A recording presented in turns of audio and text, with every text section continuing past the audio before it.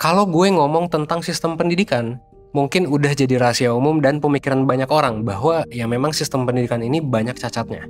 Gak usah jauh-jauh, banyak banget tokoh-tokoh di Indonesia, mulai dari Deddy Corbuzier, Nadiem Makarim, sampai tokoh internasional kayak Elon Musk atau Sir Ken Robinson, mereka semua mengkritik efektivitas dari sistem pendidikan. Tapi sebenarnya, emang apa sih yang jadi masalah dari sistem pendidikan saat ini? Well, di video kali ini gue bakalan ngebahas tentang perspektif 1% terhadap sistem pendidikan yang kita tempuh saat ini. Dan gue juga bakalan ngasih perspektif tentang apa sih hal yang bisa kita lakuin untuk menyelesaikan masalah pendidikan ini. Lo tonton video ini sampai habis dan jangan lupa buat like dan subscribe supaya lo gak ketinggalan video lainnya dari 1%.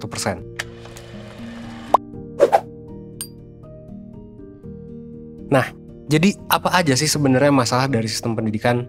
Well, salah satu science communicator yang terkenal, Neil deGrasse Tyson, bilang bahwa sekolah itu sebenarnya mereward nilai atau IPK. Tapi sayangnya, kehidupan itu nggak nge-reward IPK atau nilai. Jadi bisa dibilang bahwa sekolah itu nggak efektif pengaruhnya buat kehidupan kita. Nah, ini adalah masalah pertama. Sebenarnya tujuan dari pendidikan itu apa sih? Ini bisa aja jadi perdebatan. Mungkin masing-masing dari lo punya pandangan yang berbeda. Tapi kalau gue akan bilang bahwa tujuan pendidikan itu tentu untuk menyiapkan manusia agar siap dalam menjalani hidupnya. Pendidikan juga bisa ngebantu manusia, kita, supaya kita bisa punya skill yang membantu kita dalam menjalani hidup. Skill untuk pekerjaan, skill untuk relationship, dan lain sebagainya. Nah, pertanyaannya, apakah sekolah udah berperan seperti itu? Udah berperan untuk mencapai tujuannya? Well, Neil deGrasse Tyson bilang bahwa sekolah yang ada saat ini belum bisa mencapai tujuan tersebut. Kenapa? Karena gini, hal yang dihargai di sekolah itu kan nilai tinggi gitu. Lo kalau punya nilai tinggi ya lo dihargai. Sayangnya nilai tinggi di sekolah itu nggak menjamin bahwa kita bakalan bisa siap dalam menjalani kehidupan. Well, emang sih ada riset yang bilang bahwa nilai sekolah itu berkorelasi sama kesuksesan. Tapi ya kalau kita lihat di kehidupan nyata, ternyata sebenarnya banyak juga orang yang nilainya rendah tapi tetap bisa loh masuk ke standar sukses. Bahkan sukses banget. Albert Einstein, Steven Spielberg, dan lain sebagainya. Ini masalah pertama. Sekolah itu nge-reward IPK dan nilai. Tapi kehidupan, ya jelas kehidupan nggak mereward IPK atau nilai. Ini yang pertama. Masalah kedua, kalau kata Elon Musk, sekolah itu hanya menjelaskan apa, tapi bukan kenapa. Kita memang belajar banyak di sekolah. Kita belajar belasan pelajaran. Ada fisika, geografi, matematika, dan lain sebagainya. Dan kita tahu kontennya. Kita tahu konten yang dipelajari itu apa. Kita tahu apa yang diajarkan. Tapi apakah kita tahu kenapa itu diajarin di sekolah? Apakah semua guru bisa menjelaskan kenapa pelajaran-pelajaran tersebut yang diajarkan di sekolah? Well, gue yakin banget bahwa banyak dari kita yang nggak tahu kenapa sih kita perlu belajar geografi, kenapa sih kita perlu belajar matematika. Dan ini mungkin udah jadi rahasia umum gitu, bahwa kita semua sama-sama berpikir bahwa ya pelajaran ini tuh nantinya nggak bakalan kepake gitu di kehidupan, nggak bakal kepake di kerjaan. Dan gue bisa jadi setuju sama hal itu gitu. Ini masalah yang kedua. Masalah yang ketiga, kalau kata Sir Ken Robinson, sekolah itu sebenarnya ngebunuh kreativitas muridnya. Kenapa? Ya karena murid disuruh untuk nurut terus-menerus, untuk melakukan hal yang sama, untuk diajari persis hal yang sama dengan semua orang, dan untuk punya standar yang sama. Kapan mereka harus belajar, kapan mereka harus berhenti belajar, kapan harus dapat nilai, semuanya sama. Nah, menurut Sir Ken Robinson, tipe pembelajaran kayak gini itu bikin kreativitas kita mati. Tipe belajar kayak gini, kalau menurut Sir Ken Robinson, sebetulnya itu nggak beda banget sama yang dilakukan oleh buruh pabrik di masa awal industrialisasi. Orang dikumpulin kan di satu tempat, disuruh ngelakuin hal yang sama berulang-ulang, dan dievaluasi dengan evaluasi yang sama. Nah, dampaknya akhirnya passion orang-orang tersebut menghilang, kreativitas orang-orang juga mati perlahan. Karena apa? Karena mereka nggak dikasih ruang untuk ngelakuin hal yang pengen mereka lakuin. Nggak dikasih ruang juga untuk berinovasi, untuk mengeksplor jawaban-jawaban lain, dan ini jadi masalah yang ketiga kan. Masalah yang keempat, hal yang diajarin di sekolah itu nggak relevan dengan hal yang kita butuhkan. Kalau dalam kehidupan, apa sih hal yang kita butuhin? Well, banyak. Ada kecerdasan emosional, ada kecerdasan intelektual, ada gimana caranya berinteraksi sosial, gimana caranya biar kita bisa ngatur duit, uang gitu kan, gimana caranya biar kita bisa kerja sama orang lain, leadership, pengetahuan tentang diri, dan lain sebagainya. Nah, pertanyaannya, apakah sekolah udah ngasih semua itu? Apakah pelajaran yang kita pelajari di sekolah itu relevan dengan hal yang kita butuhin di kehidupan? Gue bisa bilang, belum.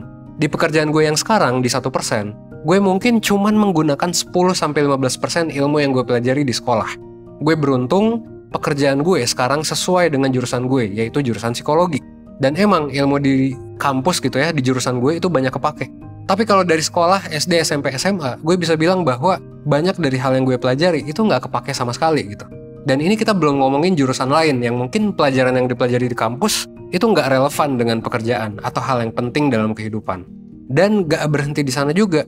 Kalau misalnya kita ngomongin tentang masalah pendidikan, kita juga ngomongin masalah-masalah teknis. Kalau di Indonesia contohnya apa?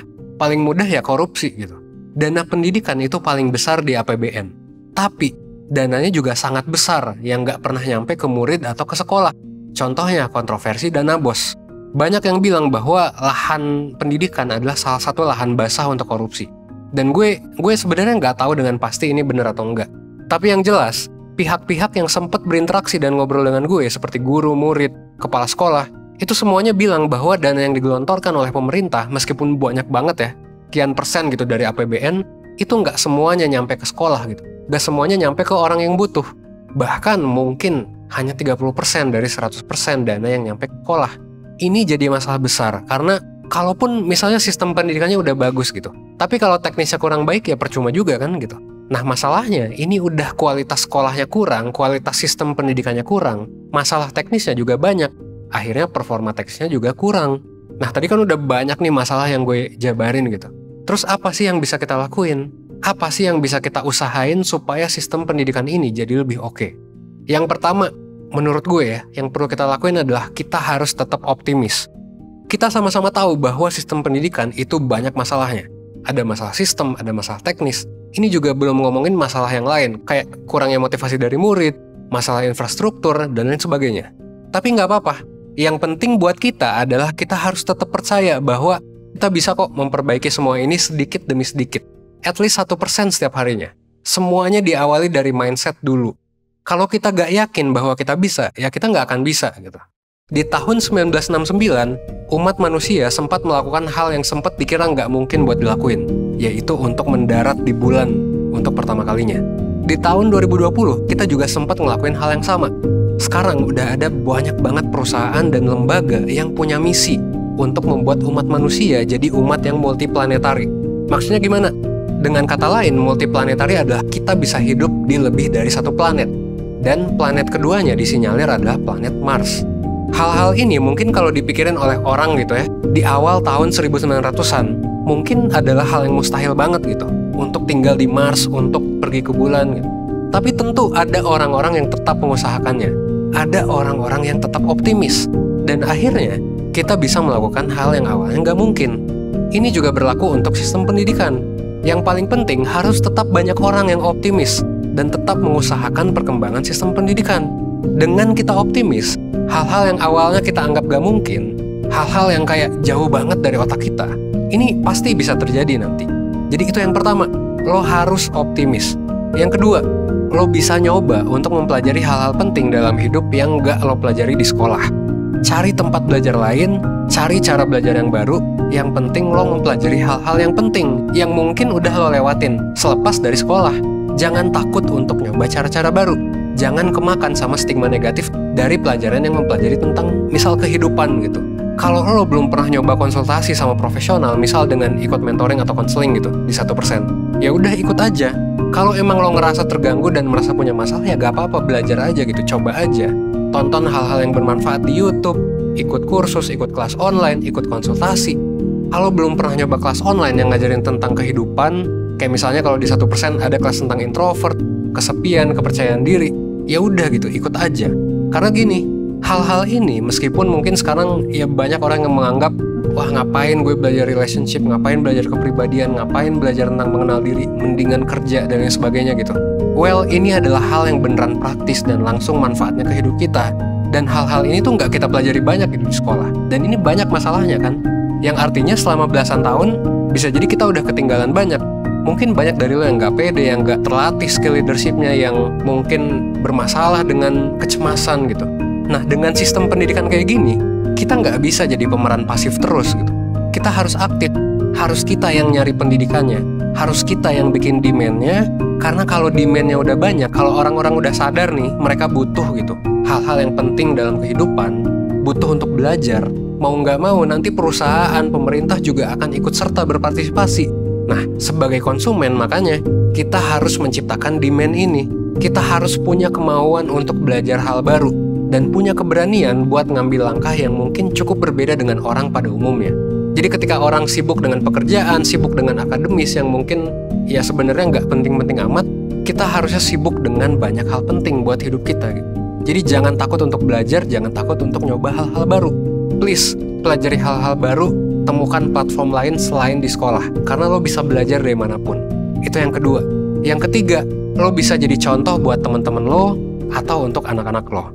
Jadi contohnya gimana maksudnya? Ya jadi contoh gitu, dengan lo punya self-knowledge yang baik, dengan lo punya relationship yang oke, dengan lo punya tujuan hidup yang baik, dengan lo jadi open-minded. Intinya, bikin diri lo jadi seoke itu. Jadinya nanti orang lain penasaran, kok lo bisa sih sukses kayak gini? Kok lo bisa sih oke banget orangnya? Nah, disinilah lo bisa bilang bahwa ya gue belajar secara aktif, bukan cuma hal yang ada di sekolah, tapi juga hal-hal penting dalam kehidupan. Nah, inilah pentingnya motivasi kita untuk belajar gitu.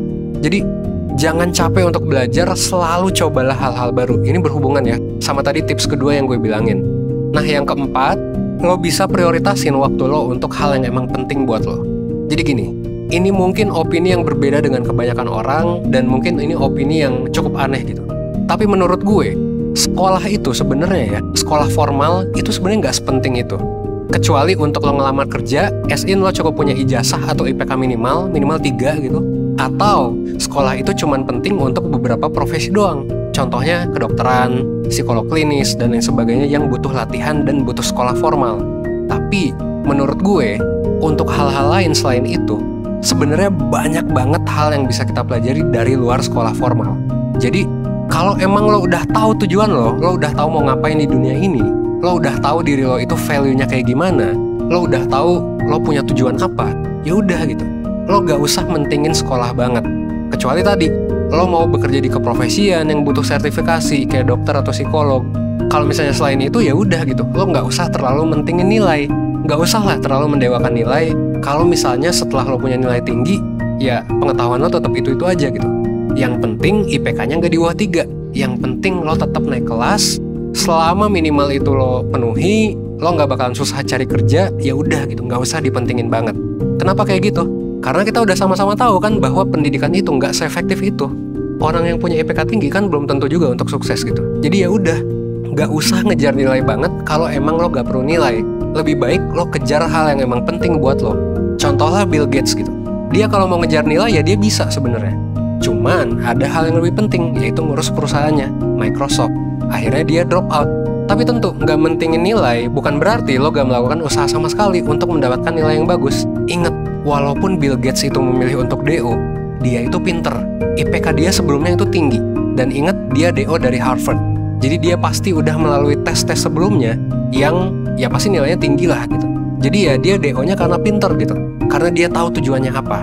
Nah, lo juga baiknya kayak gitu. Jadi jangan DO karena lo gak bisa menjalani sekolah gitu. Tapi DO lah karena lo punya tujuan. DO lah karena lo punya prinsip. DO lah karena lo punya ya skill lain yang mau lo kembangkan gitu. Gitu ya. Ingat, poin yang gue sampein di sini bukan nyuruh lo untuk gak mentingin sekolah, tapi gue menyarankan ke lo untuk lo supaya tahu apa sih prioritas lo di hidup lo, cari tahu tujuan lo gitu. Ini bisa jadi ada di sekolah, bisa jadi enggak gitu. Dan itu adalah pertanyaan yang perlu lo sampaikan ke diri lo sendiri. Sebenarnya lo hidup tuh buat apa sih gitu? Lo sekolah tuh buat apa? Lo ke kampus tuh buat apa sih? Nah, kebanyakan orang itu belum bisa jawab pertanyaan ini. Kebanyakan orang gak bisa jawab pertanyaan kenapa. Nah, lo harus bisa jadi orang yang menjawab pertanyaan kenapa gitu. Kenapa sih lo mau sekolah gitu? Kenapa sih lo hidup gitu? Karena benar kata Elon Musk, orang tuh tahu mau belajar apa di sekolah. Orang tuh tahu mau belajar apa di kuliah. Kontennya tahu, tapi orang kebanyakan gak tahu. Kenapa sih dia sekolah? Kenapa sih dia kuliah? Nah, kenapanya ini padahal yang penting gitu ya. Nah, itu tips yang keempat. Yang terakhir, lo bisa sebarin pengetahuan lo ke orang lain. Sebaik-baiknya ilmu adalah ilmu yang dibagi ke orang lain. Jadi kalau misalnya lo ngerasa lo dapet insight gitu ya, lo ngerasa dapet insight dari misalnya nonton video ini, lo ngerasa dapet insight dari pelajaran yang lo dapet dari tempat kursus misalnya dari manapun itu, ya lo bagiin lagi insight itu ke orang-orang di sekitar lo. Lo share video yang lo temuin di internet, lo share video ini, kasih manfaat juga ke orang lain. Dan lo juga bisa bikin proyek gitu, lo bisa bikin tulisan, blog, atau apapun itu yang bermanfaat buat orang banyak. Kalau lo udah ngelakuin hal-hal yang gue list barusan, tips-tips tadi, gue yakin lo bakalan jadi orang yang sukses dan jadi orang yang jauh lebih baik dari sebelumnya, dan lo juga berkontribusi atas perbaikan sistem pendidikan gitu.